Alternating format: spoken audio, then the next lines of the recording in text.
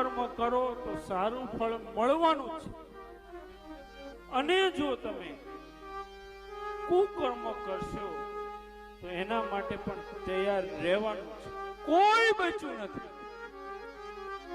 બતાવો એક દાખલો કે આટલો આ કુકર્મી હતો, એનું બાપુ શું થયું?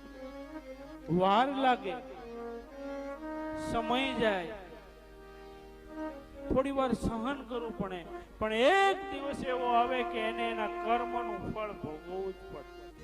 એ કર્મનો સંગાથી રાણા મારું કોઈને નહીં, હે કર્મનો સંગાથી રાણા આપણું કોઈને નથી. હે લેખાયના જુદા જુદા લે, લેખા હમણા જુદા જુદા લે, કર્મનો સંગાથ